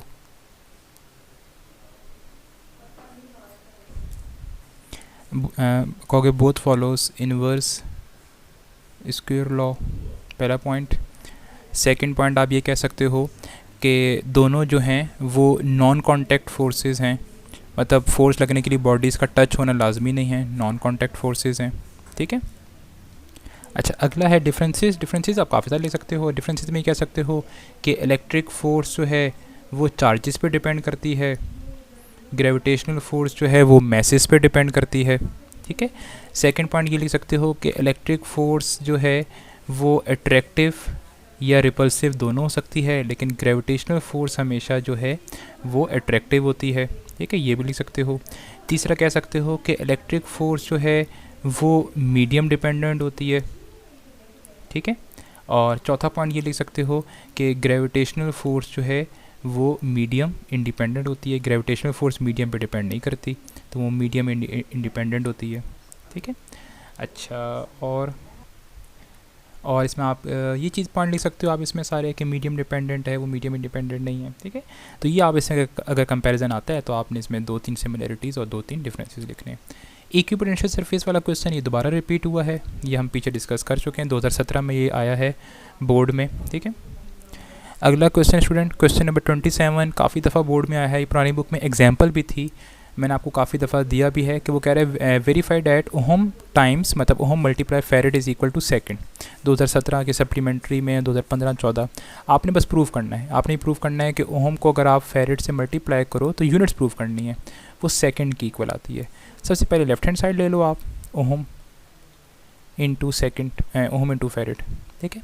अब ओहम कहाँ से आता है, देखकर आप एक याद रखो, आर होता है वी बाई आई के बराबर, तो आर की यूनिट तो आ गई ओहम, और वी की यूनिट आ गई वोल्ट्स, और करंट की यूनिट आ गई एम्पेयर। तो इससे रिजल्ट ये आया कि ओहम बराबर होता है वोल्ट्स पर एम्पेयर के बराबर, ठीक है। अच्छा, अब फेरेड कहाँ से आया, सी के फॉर्मूले से, C is equal to Q by V, तो सी की यूनिट आ गई फेरेड, क्यू की यूनिट आ गई कूलम, और वी वोल्ट मतलब पोटेंशियल डिफरेंस की यूनिट आ गई वोल्ट, तो मतलब फेरेड बराबर होता है कूलम पर वोल्ट के बराबर, ठीक है। अब देखो वोल्ट्स और वोल्ट्स क्या हो गए, यहाँ से कैंसिल हो गए, ठीक है। तो बचा क्या आपके पास, बचा आपके पास कूलम्स पर एम्पेयर, ठीक है। अच्छा, अब अगर आपको आई का फार्मूला याद हो, करंट का फार्मूला होता है चार्ज ओवर टाइम, ठीक है। अच्छा, इसी को थोड़ा सा अगर आप रीअरेंज करो, टाइम आई को आप नीचे ले जाओ, टी को ऊपर ले आओ, तो T is equal to Q by T, sorry Q by I, ठीक है। तो अब आप क्यू की जगह पुट कर दो जो है वो कूलम, और आई की जगह एम्पेयर, और टाइम की यूनिट आपको पता है सेकंड, तो इससे रिजल्ट ये आया कि second is equal to coulomb per ampere, तो ये इक्वल टू आ गया राइट हैंड साइड, ठीक है। इस तरह आप इनको लेफ्ट हैंड साइड और राइट हैंड साइड को प्रूव कर सकते हो। अगला क्वेश्चन है कि two equal charges are placed at some distance D, दो इक्वल चार्जेस हैं, समझ लें ये एक पॉजिटिव है, ये एक नेगेटिव है, और इनके दरमियान जो डिस्टेंस है वो है डी। आपने इलेक्ट्रिक पोटेंशियल निकालना है, वी निकालना है, एट द मिड पॉइंट कहीं बीच में आपने इलेक्ट्रिक पोटेंशियल निकालना है। पहला केस है कि जब दोनों चार्जेस सिमिलर हो, सॉरी पहला केस ये कि दोनों चार्जेस सिमिलर हैं, मतलब दोनों पॉजिटिव चार्जेस हैं, ठीक है। तो इसकी वजह से अब यहाँ सुपर पोजिशन प्रिंसिपल लगेगा। सुपर पोजिशन प्रिंसिपल ये कहता है पहले आप इस पॉइंट पे पोटेंशियल निकालो पॉजिटिव की वजह से, और समझ लें इसको Q1 कह दें, इसको Q2। तो पहले आपने सेंटर पे पोटेंशियल निकालना है Q1 की वजह से, फिर आपने सेंटर पे पोटेंशियल निकालना है Q2 की वजह से, और दोनों को ऐड कर दें। तो potential at centre is equal to potential due to charge 1 plus potential due to charge 2, ठीक है। तो सिंपल सा फार्मूला है, पोटेंशियल किसी पॉइंट पे निकालने का फार्मूला क्या होता है, वो होता है KQ ओवर R। तो पहले चार्ज की वजह से निकाल रहे हैं तो R1 नाम दे देंगे, ठीक है। अच्छा, अब टोटल डिस्टेंस जो चार्जेस के दरमियान है वो D है, तो ये सेंटर से ये कितना होगा, ये होगा D/2, क्योंकि उसने क्वेश्चन में कहा है ना सेंटर से, सेंटर पे पॉइंट है, और ये रिमेनिंग भी D/2। तो मैंने R लिख दिया था गलती से, ये R की जगह हम लिखेंगे D/2। तो ये आ गया Q1 की वजह से चार्ज प्लस Q2 की वजह से भी चार्ज निकालेंगे। अच्छा Q1 Q2 लिखने की भी ज़रूरत नहीं है, क्योंकि उसने कहा है बहुत सिमिलर चार्जेस, और उसने क्वेश्चन में पहली लाइन में कहा है इक्वल, तो ये Q1 Q2 भी सेम है, मतलब ये Q सिर्फ Q ही लिख दें आप, तो के क्यू ओवर D/2 प्लस के क्यू बाय D/2, ठीक है। तो ये बन जाएगा जी, अब आपको पता है D/2 ऐड होकर क्या आ जाएगा D, तो ये इक्वेशन बन जाएगी के क्यू ओवर D। तो ये पोटेंशियल का फॉर्मूला आ गया अगर दोनों चार्जेस जो हैं वो सिमिलर हों। अगला है कि दोनों के ऊपर चार्जेस इक्वल तो हों लेकिन दोनों ऑपोजिट चार्जेस हों। ऑपोजिट चार्जेस का मतलब एक अगर पॉजिटिव है तो एक आपके पास नेगेटिव, और आपने सेंटर में निकालना है। वही टोटल डिस्टेंस D, और ये D/2 और ये D/2, और दोनों चार्जेस Q ही हैं। तो वही V = एक हम निकाले कि पॉजिटिव की वजह से, फिर प्लस करेंगे और एक नेगेटिव की वजह से, ठीक है। पहले पॉजिटिव की वजह से लिख देते हैं के क्यू ओवर D/2 प्लस, अच्छा फिर हम निकालेंगे नेगेटिव की वजह से, तो के, अच्छा अब जब नेगेटिव चार्ज है, ठीक है, तो माइनस क्यू लिखेंगे ओवर D/2, ये माइनस साइन बाहर चला जाएगा, तो ये बन जाएगा के क्यू ओवर D/2 माइनस के क्यू ओवर D/2। अब ये दोनों टर्म्स अगर आप देखो तो क्या हो जाएंगी, कैंसिल हो जाएंगी, तो आंसर आ गया V = 0। मतलब अगर दोनों सेम चार्जेस हों तो पोटेंशियल एग्जिस्ट करता है, दोनों डिफरेंट चार्जेस हों पोटेंशियल एग्जिस्ट नहीं करता। लास्ट क्वेश्चन है स्टूडेंट, वो है what is electric potential energy, और लास्ट क्वेश्चन ये हमारा गायब हो गया, अच्छा मिल गया।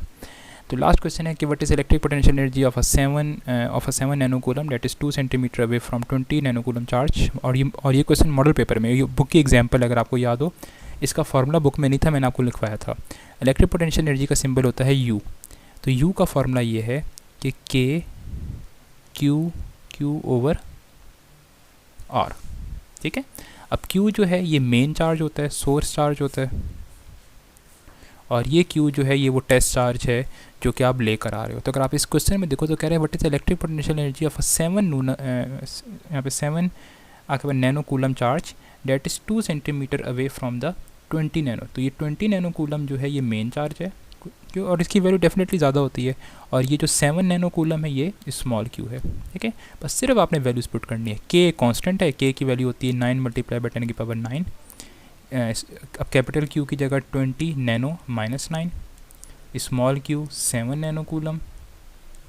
अच्छा R क्या है, डिस्टेंस। अब डिस्टेंस का है 2 सेंटीमीटर, इसको मीटर में कन्वर्ट कर लें तो 2 / 100 = 0.02 मीटर, तो डिवाइडेड बाय 0.02 मीटर। बस इसको आप सॉल्व कर लें स्टूडेंट्स, तो ये आपके पास इलेक्ट्रिक पोटेंशियल एनर्जी आ जाएगी। तो ये स्टूडेंट्स सारे क्वेश्चंस थे। ये अगर आप अच्छी तरह अगर आपको आते हैं तो समझना आपकी तैयारी बहुत अच्छी है, नहीं आते तो आप इस लेक्चर को जो है पूरा अच्छी तरह देखें, स्पीड में देखें। आज 11 कवर किया है, कल इंशाल्लाह 12 कवर करेंगे। तकरीबन कोशिश करूँगा 10 दिन में आपको ये शॉर्ट क्वेश्चन सारे ख़त्म करूँ। एक दिन मैं MCQs पे रखूँगा और 1-2 दिन में रखूँगा लॉन्ग क्वेश्चंस पे। तो आप अगर ये सारे लेक्चर्स अगर आप देख लो स्टूडेंट, बहुत कम स्टूडेंट्स हैं जो यहाँ तक सुनेंगे मुझे पता है, लेकिन अगर आप यहाँ तक सुन लो, स्पीड से सुन लो, अगर आपको आता भी है ना आप फिर भी स्पीड से सुनो, ताकि एक दफ़ा आपको, क्योंकि देखो पता है जब आप पेपर कर रहे होगे ना और अगर आपके सामने कोई ऐसी चीज़ आई जो आपने देखी, आपने आगे कर दी हो, स्किप कर दी हो, तो बड़ा उस वक्त आपको दुख होगा कि काश मैं इस सर की बात सुन लेती, ये एग्जाम्पल मैं देख लेती। तो इस टाइम को बड़ा अच्छा आप यूटिलाइज़ करो, ठीक है। और कोई भी क्यूरी हो मुझसे आप लाजमी पूछ लो, व्हाट्सएप पे पूछ लो, जीमेल पे पूछ लो, नीचे कमेंट्स में पूछ लो, ठीक है। चलो स्टूडेंट्स इंशाल्लाह फिर कल मिलते हैं लेक्चर 2 के साथ। चैप्टर 12 के क्वेश्चन डिस्कस करेंगे, वो कम है क्वेश्चन, इसलिए परेशान ना होइएगा, वो कम है, वो इससे 29 नहीं है। जो चैप्टर्स फुल है ना असल में उनके ज़्यादा क्वेश्चन हैं। तो इंशाल्लाह फिर कल अगर आपके कोई क्वेश्चन हो चैप्टर 11 से रिलेटेड तो आप नीचे कमेंट कर दो, मैं एट द एंड एक वीडियो बनाऊँगा जिसमें आपके सारे क्वेश्चन डिस्कस कर दूँगा, ठीक है। Okay students, thank you so much for your time. Okay students, take care, अल्लाह हाफिज़।